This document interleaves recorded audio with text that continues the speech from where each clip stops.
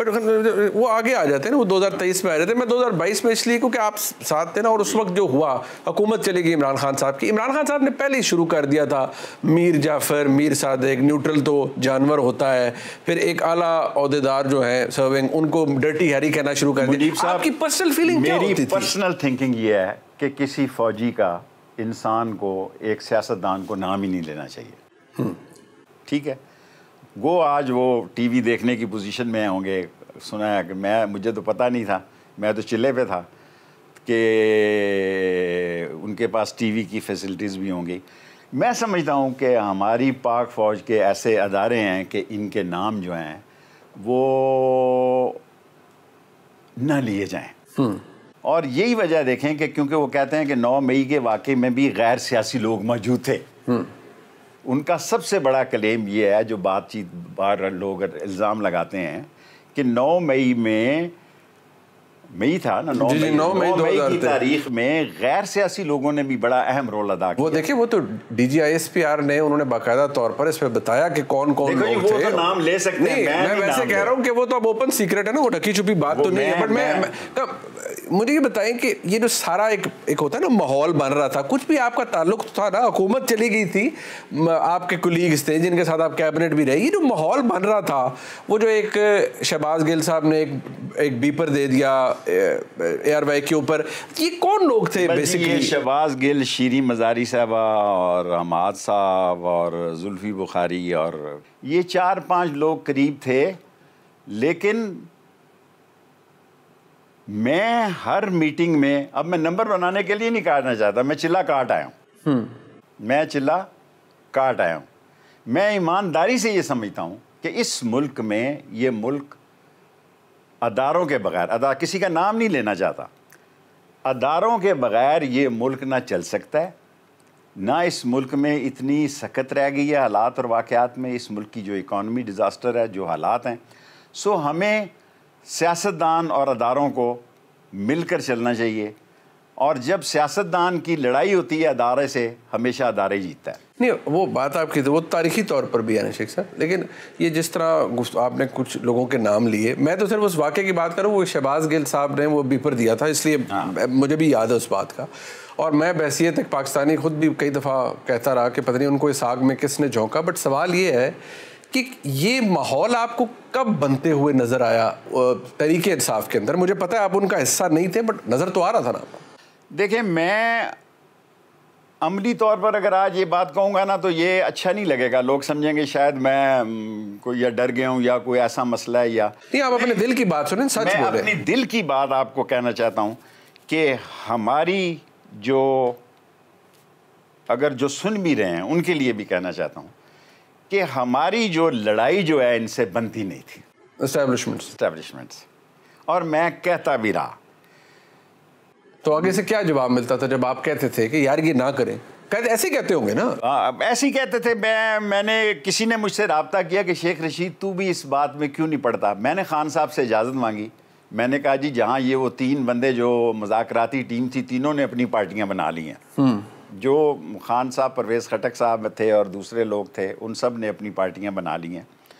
तो मैंने कहा जी मैं इसमें कोई रोल प्ले कर सकता हूँ, मैं पिंडी का नुमाइंदा हूँ। पिंडी का जो बंदा होता है उसका कोई ना कोई ट्रिपल ब्रिगेड के किसी ना किसी अफसर से ज़रूर रब्ता होता है। हैं जी, एजेंसी से ज़रूर कोई ना कोई रब्ता होता है उसका, फ़ौज में कोई ना कोई रूट ज़रूर होता है कि वो अपनी बात बनाए और बात चलाए। मैंने ये कहा जी कि मैं, अगर आप इजाज़त दें तो मैं बीच में बात पढ़ूँ, और वो सुन रहे होंगे। उन्होंने कहा नहीं, आपने इसमें नहीं आना है। मैं आज भी समझता हूँ खान साहब ने आपको मना किया कि आपने इस मुज़ाकरात में नहीं आना। ये 3 बंदे आपने ऑफर किया? मैंने 2 दफ़ा ऑफर किया। ठीक है, मैंने 2 दफ़ा ऑफर किया जी कि मैं भी इसमें, मेरा हल्का इंतखाब है। देखें, मैं वोट मांगने जाऊं, अगर सिर्फ फौजी मुझे वोट दें तो मुझे इलेक्शन लड़ने की ज़रूरत ही नहीं है। अगर कंटोनमेंट का एरिया ही फौजियों का, जो ट्रिपल ब्रिगेड, वो वोट नहीं डालने जाते तो बड़ी मुश्किल से उनको कहना पड़ता है कि यार वोट पाने जाना है तो अगर वो ही वोट दे तो वो हल्के का फैसला हो जाता है। लेकिन खान साहब ने दोनों दफ़ा मुझे कहा कि आपने इस मुज़ाकरात में कोई हिस्सा नहीं लेना। सो फिर मैं पीछे हो गया। अच्छा, ये सिलसिला चल पड़ा था, मुझे याद है, क्योंकि आपका कुछ आपने खुद भी अपनी मीडिया इंटरेक्शन ज़रा लिमिट कर दिया पिछले साल में, और लेकिन आप कुछ कम आते थे, आपने कम ही कर दी, लेकिन आपका ट्विटर हैंडल बड़ा एक्टिव था। इमरान खान 25 जुलाई 2022 के बाई इलेक्शंस जीते, आपने कहा इमरान खान का सिक्का चल रहा है, बाकी सारे हार गए। वो सियासी बात थी, ठीक है, बिल्कुल आपने की। लेकिन ये लॉन्ग मार्च जो थी इमरान खान साहब की, ये क्या खालिस्तन इलेक्शनों के लिए थी या उसका मकसद कुछ और था? देखें,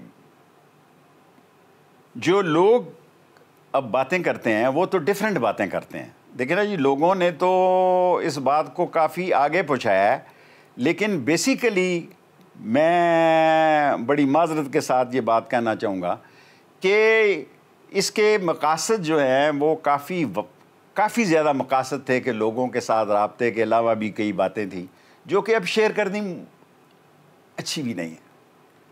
सो जो लोग शेख रशीद को जानते हैं, जिस तरह मुनीब साहब आपको सारा पाकिस्तान जानता है एज ए एंकर, उनको पता है कि मैं फ़ौज के ख़िलाफ़ नहीं जा सकता।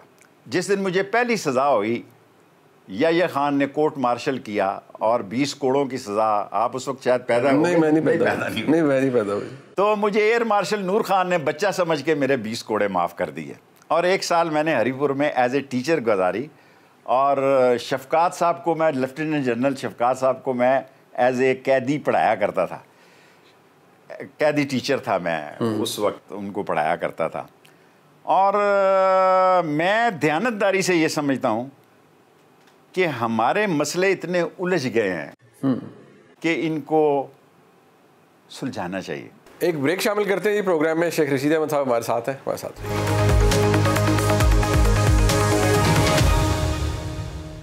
शेख साहब, बात यह है कि अब क्योंकि आप इंटरव्यू दे रहे हैं, मुझे इस बात का एहसास भी है कि आपकी बॉडी लैंग्वेज से लगता है कि आप एक ताल्लुक़ होता है, वज़ादारी होती है, किसी के साथ काम किया होता है, किसी के साथ एक सियासी कुर्बत रही होती है, तो इंसान को तकलीफ़ भी होती है। लेकिन कुछ बातें ऐसी हैं जो कि या हैं या नहीं हैं।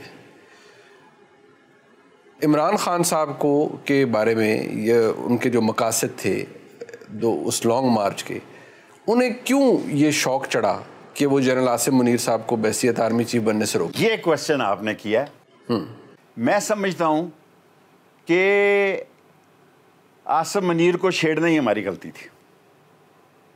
मैं as a political worker, Bajwa 2 दफ़ा रह गया था, तीसरी दफ़ा भी होता तो क्या मसला हो जाना था। ये ना होता या आसिम मुनीर साहब होते। फौज तो मौजूद है ना? फौज तो मौजूद है। सो आपने जो सवाल की रूह पकड़ी है कि आसिम मुनीर के वक्त में ही हमारे ख़िलाफ़ ये बातें, जब आसिम मुनीर साहब की ट्रांसफ़र हुई, आसिम मुनीर साहब की जब ट्रांसफ़र हुई, ट्रांसफ़रें भी फ़ौज में होती रहती हैं, कोई मसला नहीं, ऐसा कोई बड़ी नॉर्मल बात है। फ़ौजी नहीं महसूस करता, जनरल नहीं महसूस करता कि मुझे यहाँ भेजना है, वहाँ यहाँ भेजना है।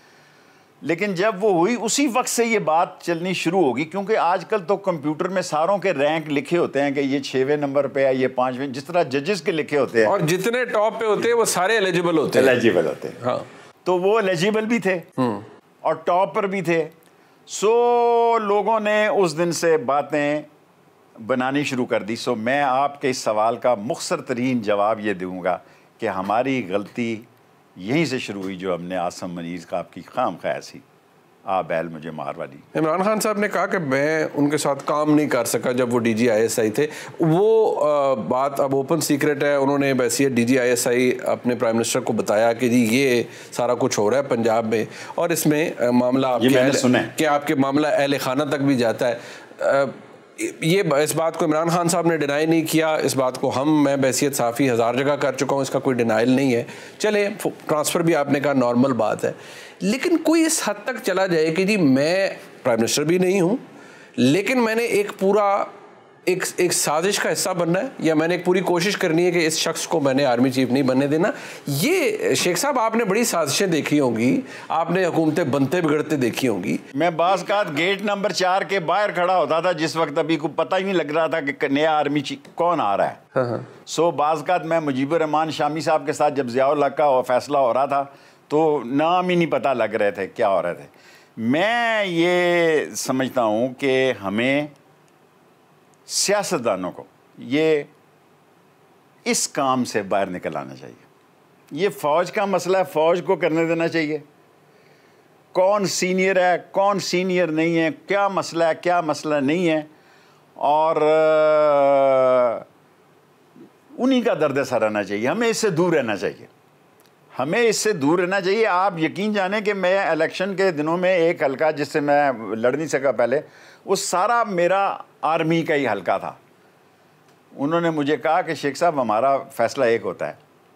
मैंने कहा जी यहाँ भी, फिर आप तो रिटायर हो चुके हैं सारा। उन्होंने कहा यहाँ भी हमारा फ़ैसला एक है कि हम आपको वोट देंगे। सो मैं अपनी इस सारे दौर में समझता हूँ कि हमने जो गलती की वो इस काम में खामखा अपने आप को मुलव्वस करके की। बट शेख साहब खामखा तो कुछ भी नहीं होता ना। आपको देखें होप होती है, पता नहीं होप क्या, देखें आपका ख्याल में, देखें आपके ख्याल, मुझे पता है आप क्या मुझसे पूछना नहीं, मैं पूछ शेख साहब, मेरा काम थोड़े को पूछना है, थोड़ा काम है जवाब देना। बिल्कुल, आपने अगर नहीं जवाब देना आप खामोश हो जाओ। ठीक आप पूछ रहे हैं कि उनके जो दोस्त रुफका हैं उनका ये ख्याल था कि अंदर भी हमारी बड़ी से है, अंदर भी हमारे लोग मौजूद हैं, अंदर भी हमें अगर हम पहुंच जाएं तो सपोर्ट मिलेगी। कभी ऐसा नहीं हुआ फ़ौज में। मैं स्कूल लाइफ से, मैंने आपको बताया, सबसे पहला कैदी हूँ जिसने याह्या खान का कोर्ट मार्शल, पहले दिन ही मेरा कोर्ट मार्शल हुआ।